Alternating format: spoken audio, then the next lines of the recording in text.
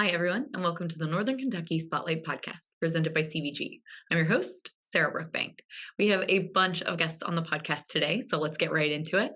First up, we are joined by Ketan Pema and Shyam Pema of Armoureye, who discuss the importance of protecting your company's information in the digital age. On NKY at Work, Nancy Spivey talks with Sandy Woodall of EC Learn and Andrea Day of the Kentucky Division of Childcare about the new Employee Childcare Assistance Partnership and how it can help employers cover childcare costs for their employees. Thank you to our podcast sponsors, CVG, our title sponsor, C-Crew Consulting, our digital sponsor, and our episode sponsor, Haran. Are you registered for the Northern Kentucky Chamber's annual Legislative Recap Breakfast on April 25th? This special event will include members of the Northern Kentucky Legislative Caucus and will review the legislative successes of the recent Kentucky General Assembly based on our legislative agenda. You can register for that event now at nkychamber.com/events. Like I said, we've got a jam-packed episode today, so let's go meet our members of the week, hear from our sponsors, and Nancy and I will be back with our guests. CVG Airport is the lowest fare airport in the tri-state region with 54 nonstop flights and direct international service to 7 destinations, including Paris, France, and now home to both DHL's and Amazon's global cargo hubs. The airport is furthering its position as leader in aviation and is deeply committed to being an economic driver for the community. You can learn more and start your next adventure at cvgairport.com. Ranking on Google Search and Maps is easy to understand, but hard to do. It requires constant effort and attention, uploading new photos, responding to Google reviews, writing weekly posts, and checking suggested updates. Google listing optimization takes experience and time, and there are no shortcuts. C-Crew gives your Google My Business account the steady, consistent attention it needs to be effective, optimizing, updating, and expanding critical content every single week. From local retail stores to large regional networks, C-Crew generates content, establishes benchmarks, and creates dramatic, measurable increases in engagement. So what can C-Crew do for your business? More calls, more clicks, more clients. Congratulations to our members of the week. You can learn more about these businesses by following the Northern Kentucky Chamber on social media, where we will highlight one of these businesses each day. Now, let's meet our members of the week. An asset of 4 Entertainment Group, Keystone Bar & Grill Covington offers signature mac and cheese, weekend brunch, and a vast selection of beer, wine, and cocktails. Space Cowboys Group owns and operates 17 Donato's, 3 Guthrie's Chicken Fingers, and 2 Witt's Frozen Custard restaurants in the Cincinnati market. EJ's Appliance Repair is bringing appliances back to life so you can get back to yours. Hamilton Demo provides retained search, project-based recruiting, and diversity recruiting for our clients. DBS Plumbing Solutions offers residential and light commercial plumbing services across Northern Kentucky. Hi, everyone, and welcome to the podcast. Today, we are joined by 2 members of Armoureye. We are joined by Ketan Pema and Shyam Pema. Hello. So, guys, thank you so much for joining the podcast today. Thank you for having us. Appreciate it. Yes, so tell me about Armoureye and how you guys got started. Well, I can take the first one. Armoureye got started about 3-4 years ago. We're a family-owned company. We're a bunch of entrepreneurs. We own some businesses in the Cincinnati area. We're into the real estate, laundry company, commercial laundry company. And then after COVID, we had to change careers. So, Shyam's my nephew. He followed my IT career. I've been in the IT arena for about 32 years. He's been around 12, 15 years or so. And, because of COVID, everything had to change. So we had to change, and we started Armoureye, got back into the IT field. And cybersecurity seems to be the latest trend. So, Yes. We still continue with the entrepreneur's spirit. And now we're a cybersecurity consulting company trying to help small to medium-sized companies. Yeah, and that is really great. Like you said, cybersecurity, I mean, it's always been very important, but especially in these kind of COVID years where everyone's constantly on their computers, especially from home, it's really come to the forefront of a lot of conversations for business owners. So what is the importance of having a robust cybersecurity policy or program? Okay. So, I'm Shyam Pema. I've been doing this for give or take 10 years now. Working for large companies in Cincinnati itself. Born and raised here, went to UC, so local Bearcats grad. But each business is unique of how they operate, right? They have systems, applications, users, then they have their customers they got to protect. So it's really heavily dependent on best practices, strong passwords, having basic AV on their computers, having some type of scanning or malware analysis on, or at least outsourcing that to a company that does that.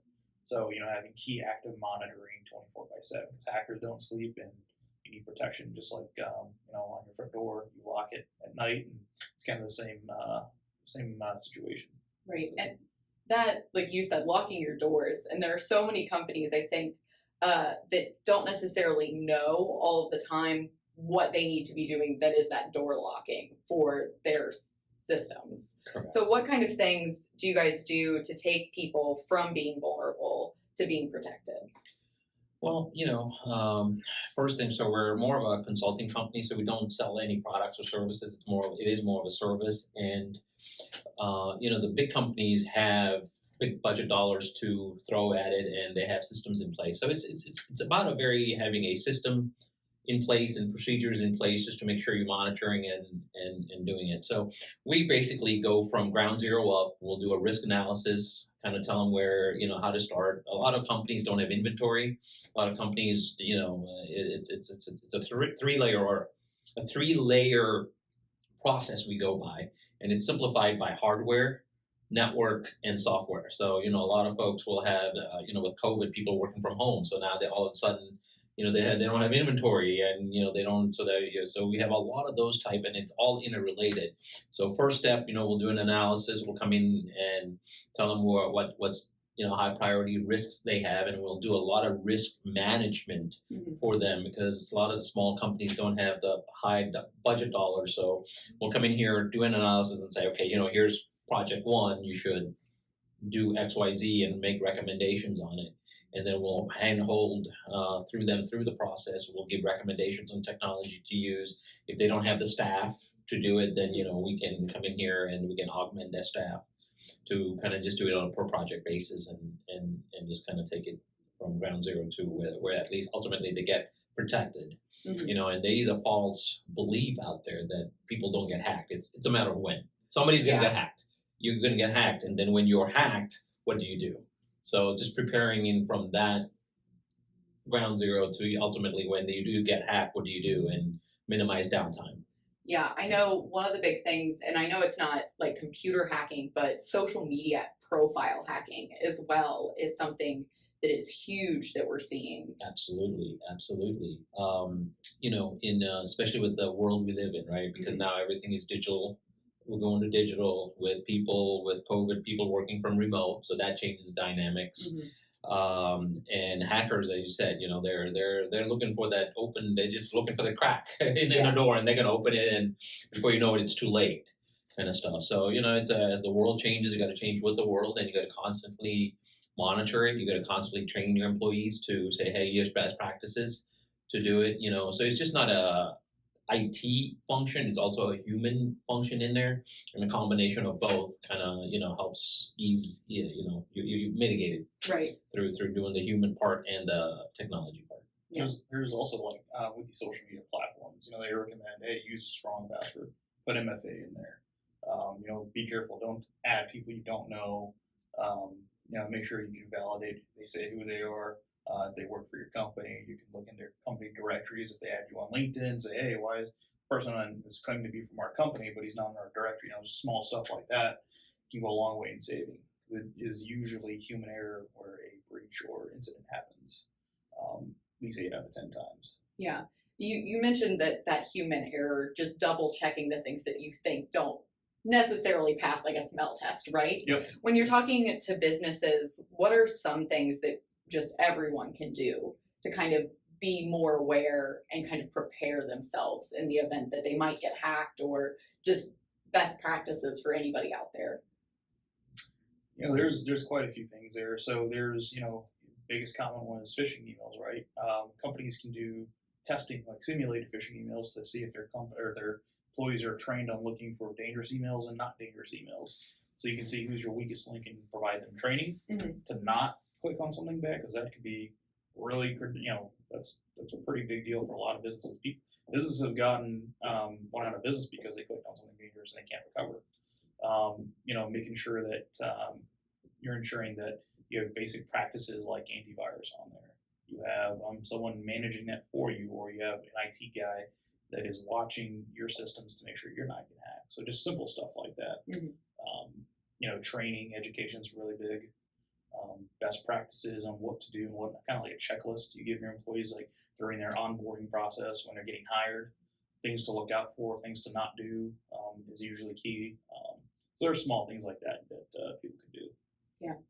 And it's not just preparing. There's also regulations and compliance that you guys deal a lot with. Can you touch on that a bit? Yeah. There's all kinds of standards out there, right? Compliance regulations that's out there. And, actively all states are passing laws now that, you have to be compliant. So if somebody gets hacked, you have to you have to notify at least the state level saying, hey, at least you got hacked.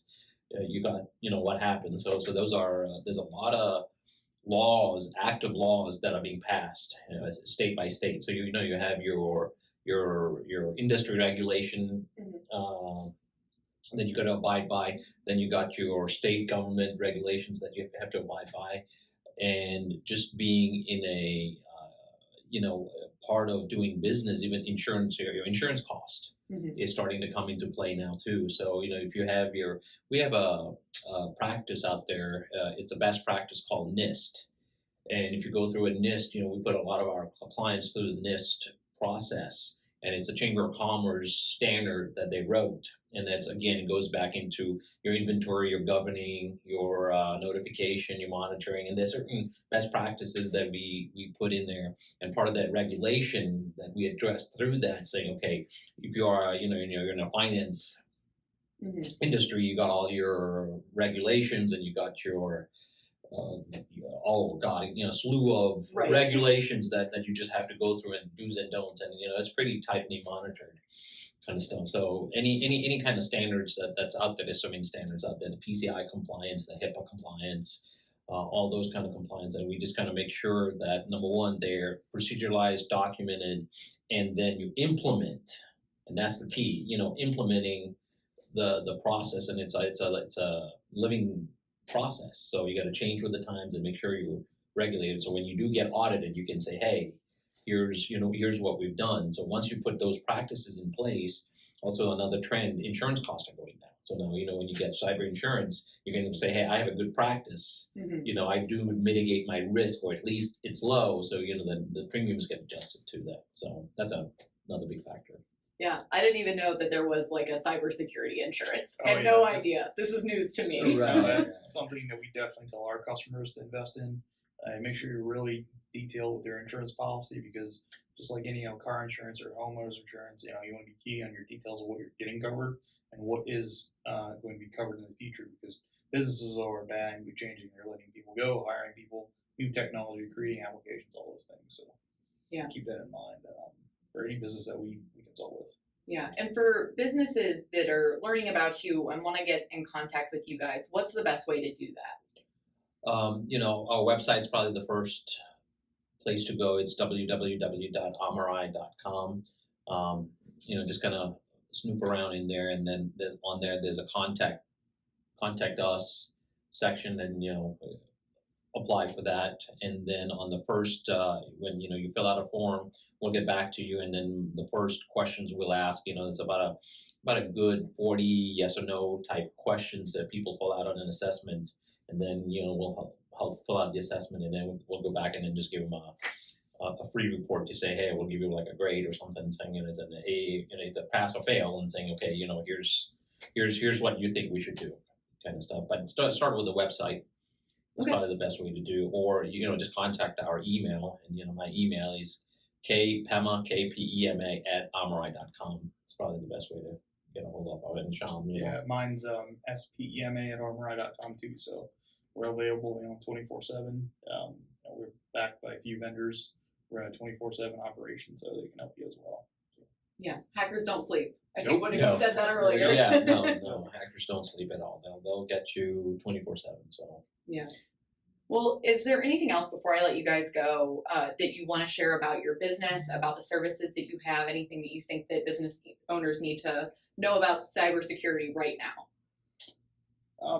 If they just have questions, we're happy to take those too. We're always available because we're, fighting all the bad guys at once. So just like everybody else. So not really upfront, but if anyone wants to just have a conversation, we're happy to have it. Yeah, and my part in is, especially in the world we live in, right? The economy is not doing good. Layoffs are definitely happening, and hackers are just getting worse. So with if there's somebody losing sleep over cybersecurity, or if they have concern, just give us a call. We can help. We're a small business. Our overhead's low, so we can. We're not priced out there. One thing I would say though is to everybody is keep all your technology up to date. Vulnerabilities are things that are out of date, and that's where attackers exploit things. So your phone apps, your banking apps, your car software, your computer software. Make sure that all is up to date on a routine basis. Those are things that people always look for. Mm-hmm. Make sure you got strong passwords. Make sure they're not the same for 10 of your accounts. Right? You limit your exposure. Pretty good. Yeah, it's just one of many things to look out for. So. And finally, I would say it's not you're going to get hacked. They use no 100% protection. Right. Everybody lives in that false world that it doesn't happen to me, it only happens to the big guys. Well, no, it happens to the little guy, and when it does happen, it's a big problem. So just prepare yourself and just know it's a matter of when it's going to happen, and when it does happen, you should be ready. It's just like car insurance, just like having insurance, right? It's nobody wants to talk about it, and nobody likes it. Yeah. But when you have it, you're thankful that you have it. So preparation is the best answer. Well, thank you both so much for your time today. This was very insightful for me, learning about this. This is something that I know is on the forefront of a lot of our members' minds right now. Oh, absolutely. Absolutely. Thank you. Thank you for having us. Yeah, appreciate your time as well. Thanks for having us. Hi, I'm Nancy Spivey, Vice President of Talent Strategies for the Northern Kentucky Chamber of Commerce. And today on the NKY at Work segment, we're talking about childcare. And I'm joined with Andrea Day and Sandy Woodall. Welcome, ladies. Thank you. So tell me a little bit about the employee, I'm going to get it all wrong here, sorry. The Employee Child Care Assistance Partnership There we Program. go. Yes. It's a public-private partnership. It's really a way to incentivize employers to get involved in the child care needs of their staff. And so employers can contribute towards their employees' child care costs, and the state will match that contribution. Wow. Yeah, it's really exciting. So it's a brand new program, right? It is a brand new program. There's been some other states that have done it on a much smaller scale, but this is the first one that we know of that is statewide. So for me, talking to the employers about the struggles they're having, keeping their talent, finding talent, obviously childcare is a barrier to many out there, right? Yes, it's a struggle everywhere, and childcare, supports the entire economy. Without childcare, without safe and affordable childcare, employees can't go to work, and that then has a ripple effect with their employers, with productivity, absenteeism, and so this is a way for employers to really come to the table and give an additional benefit to their staff. Wonderful. So Sandy, tell me a little bit about how this impacts Northern Kentucky, and what's the steps that if I'm a Northern Kentucky employer I need to take to get connected to this program? Yeah, of course. So EC Learn is there to assist as a resource and referral agency with those childcare needs for the employers. And so they can reach out to EC Learn for us to assist them in the 3-step process, which Andrea is going to talk a bit about when we dig into that process.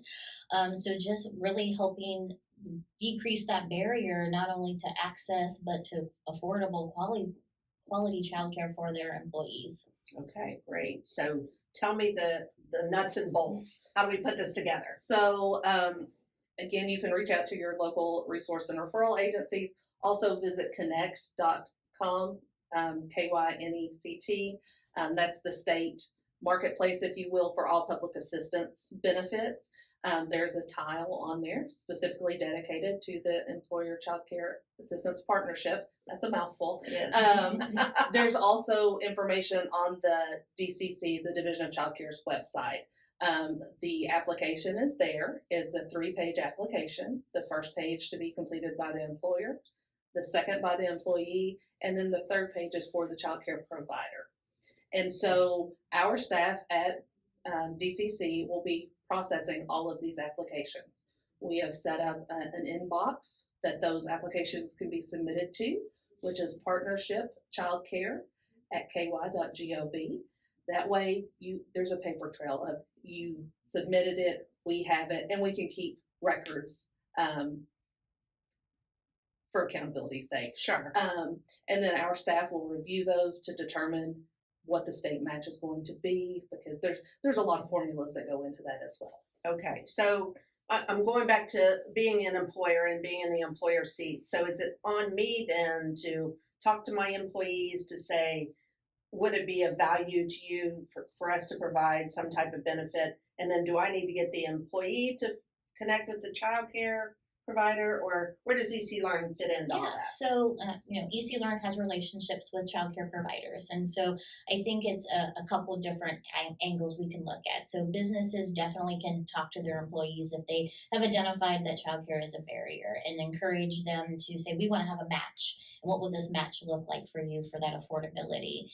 And then, they can reach out to EC Learn, or the families can reach out to their providers and say, what does this look like for us as, us coming and embedding our children with you, and how could we partner with my employer as well? So I think it's a business employer voice, it's a family voice, and I think it's a child care provider voice, where they might see that there are several families from one certain business that they have clientele at, and so they can share this information with them, and so the three together can have this partnership and relieve some of that assistance that is a barrier for bringing that talent to Northern Kentucky and retaining it here because of child care being a barrier. So if the application gets submitted to the state, is it guaranteed to be accepted, or how does that work? So all the applications will be accepted, and then we will look through them, review them to determine what the state match would be. We're also looking, and this will get further down into the weeds, but we also administer the Child Care Assistance Program, which is a federal subsidy. So if an employee and employer applied and we see that family's income would qualify them for CCAP, we would refer them to that program to receive their services versus the ECCAP, because it's a greater benefit to the family overall. So our staff will be looking at that. $15 million has been allocated for this project. We have a spreadsheet set up. I know that sounds really archaic in this day and age, but we wanted to get this up and running. Sure. And there's a lot we don't know yet. So this is our learning process, but to make it consistent with what we need it to be. So if we have a huge interest, which I hope we do, we also have to, be mindful to make sure we have enough funds to cover those. Sure. So it'll be first come, first serve. The contracts are good for 1 year, so we will do a projection for how much of the state match will be spent per family. Mm-hmm. That way we know where we are with the funding, and if we reach that $15 million, then we start a wait list. Okay. And is it up to the employer then? Like, say I work for a company that's going to match my child care benefit. If I leave that company, I assume that partnership goes away, correct? Yeah, the employer, the employee, or the child care provider can terminate the contract, and that is outlined in the regulation, and that's something our staff will be ready to answer. So it seems like, again, a wonderful opportunity for employers to say, I care about you, I'm going to add this extra benefit, we're going to help subsidize and offset some costs. The state's also contributing, so it's going to make it more affordable for individuals with children to access quality care. I don't see a downside, right? And it offers that consistency, right? So if an employee doesn't have that consistent child care in place, as Andrea spoke to, it really decreases absenteeism, turnover, because they have that sustainability of constant child care, and employees work better knowing their children are safe and in a quality learning environment. And to add to the availability, 75% of the funding is going to go to larger businesses, with a 25% for smaller businesses as well. Okay. Correct. 25% is reserved for small businesses, which is 50 or fewer employees. Which is the majority of the chamber members that we serve. So obviously we have some of the larger ones as well, but certainly for the smaller employer that may not be able to offer as robust a benefit as a larger employer, this is a great extra perk. Yes, it is. And I think another benefit is there's not a set amount that the business has to contribute. So the business decides on its own what that match would be, and so then the state would match it. I know you guys use the example of $100. Right. It would be 100 that the employer puts in, we would put in a matching 100. So that's $200 per month that the family wouldn't be responsible for. And the employer and the state will be making those payments directly to the child care provider.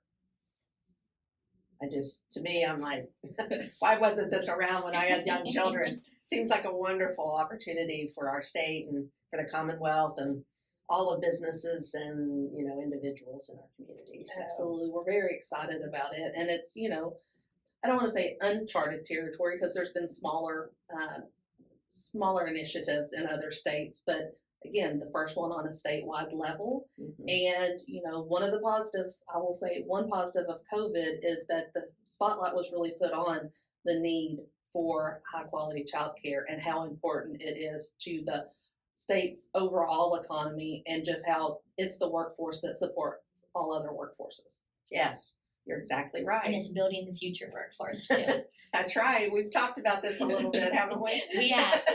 So tell me again, they contact you? So yeah, locally they can contact EC Learn. They can visit our website, www.eclearn.org, and it will link them to the Connect. Oh my gosh. Yeah.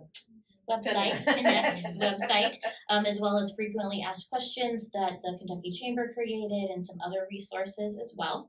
Or they could give us a call at 859-363-5891, and we'd be happy to assist them. Perfect. Whether family, business, or childcare. And it sounds like timing is everything, and they need to get that application going because it's open now. It is open now, yes, and we will be taking applications through June 30th and hopefully beyond that. Okay, perfect. Thank you very much for coming in. Thank you for having us. Thank you for having us.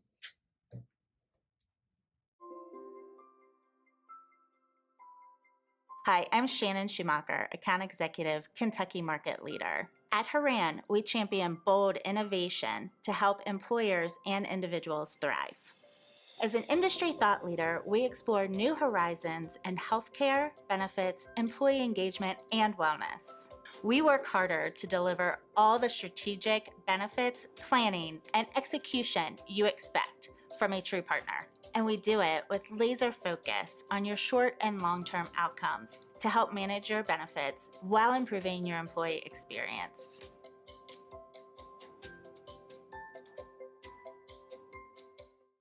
Hi, everyone, and welcome back. I hope you enjoyed learning a little bit more about the importance of cybersecurity in the digital age from our friends at Armoureye and learning a little bit more about the new Employee Child Care Assistance Partnership. That is a really great program for our employers in the region, so be sure to check that out. Thank you once again to our podcast sponsors, CVG, C-Crew Consulting, and Haran. Like I said, there's still plenty of time to register for our annual Legislative Recap Breakfast on April 25th. You can register for that event now at nkychamber.com/events. Finally, if you're a member who would like to be featured on the Northern Kentucky Spotlight Podcast, or if you're someone who is interested in becoming a member of the Chamber of Commerce, please reach out to Lynn Ablin. And if you're interested in sharing your workforce strategies and resources on NKY at Work, please reach out to Nancy Spivey. You can find their contact information on the screen in front of you or at our staff directory at nkychamber.com. Thank you guys so much for joining the podcast. I'll talk to you next week.